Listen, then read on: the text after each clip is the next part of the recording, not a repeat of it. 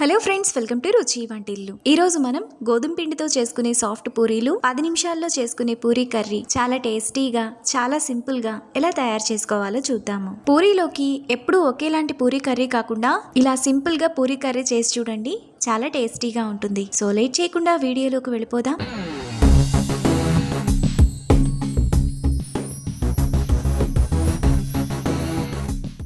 ముందుగా పూరీ చేసుకోవడానికి ఒక మిక్సింగ్ బౌల్ తీసుకొని అందులో 1 కప్పు గోధుమ పిండి వేసుకోవాలి.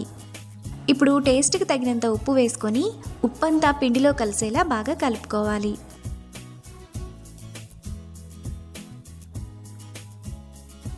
పిండిని ఇలా కలుపుకున్న తర్వాత అందులో నీళ్లు పోసుకొని పిండిని కొంచెం గట్టిగా కలుపుకోవాలి. నీళ్లను ఒకేసారి పోయకుండా కొద్ది కొద్దిగా పోసుకుంటూ పిండిని కలుపుకోవాలి. పూరీ పిండిని ఇక్కడ చూపిస్తున్నట్టు ఈ విధంగా కొంచెం గట్టిగా కలుపుకోవాలి. ఇలా కలుపుకున్న తర్వాత అందులో 1 టీ స్పూన్ ఆయిల్ వేసుకొని ఆయిల్ అంతా పిండిలో కలిసేలా సాఫ్ట్గా కలుపుకోవాలి.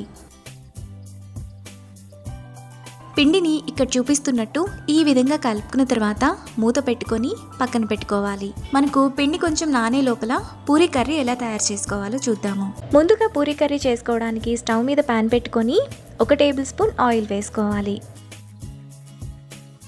ఆయిల్ వేడైన తర్వాత 1 టీ స్పూన్ తాలింపు గింజలు వేసుకొని ఫ్రై చేసుకోవాలి. ఆవాలు చిటపట్లాడేంత వరకు వేగనివ్వాలి. పోపు దినుసులు వేగిన తర్వాత అందులో సన్నగా తరిగిన 2 ఉల్లిపాయలు, 3 పచ్చిమిరపకాయలు, కొద్దిగా కరివేపాకు, టేస్ట్కి తగినంత ఉప్పు వేసుకొని ఉల్లిపాయలను 1 నిమిషం పాటు మీడియం ఫ్లేమ్లో ఫ్రై చేసుకోవాలి.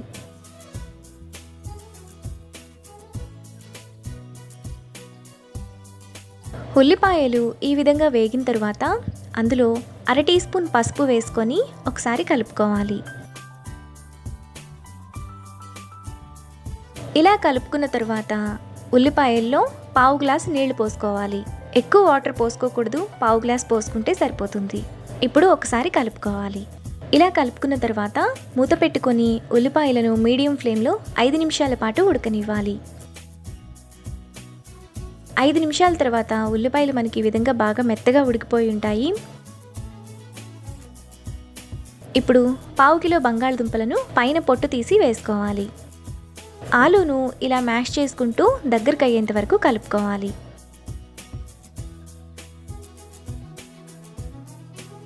మనకు కర్రీ ఈ కన్సిస్టెన్సీలో ఇలా దగ్గరకు అయితే సరిపోతుంది. తర్వాత పూరీ పిండి మనకు ఈ విధంగా బాగా నానిపోతుంది.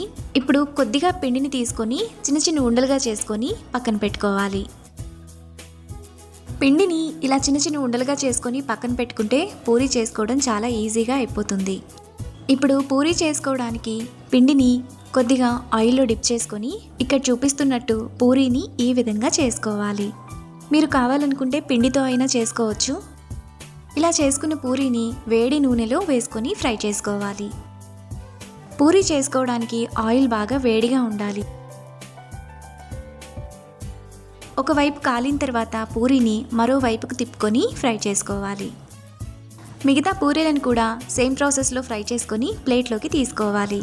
మనకు చాలా టేస్టీగా పూరీలు రెడీ అయిపోయాయి. ఇప్పుడు ఈ పూరీను ముందుగా చేసుకున్న పూరీ కర్రీతో సర్వ్ చేసుకుంటే చాలా బాగుంటుంది. ఇంకా ఈ పూరీ కర్రీతో పాటు కొంచెం పల్లి చట్నీ ఉంటే ఇంకా టేస్టీగా ఉంటుంది. అంతే, ఎంతో టేస్టీగా సింపుల్గా చేసుకునే సాఫ్ట్ పూరీలు ఇంకా పూరీ కర్రీ రెడీ. ఈ రెసిపీని మీరు కూడా ట్రై చేసి మీకు టేస్ట్ ఎలా కుదిరిందో నాకు కామెంట్స్లో షేర్ చేయండి. ఈ వీడియో కనుక మీకు నచ్చినట్లయితే లైక్ చేసి, షేర్ చేసి, సబ్స్క్రైబ్ చేయండి.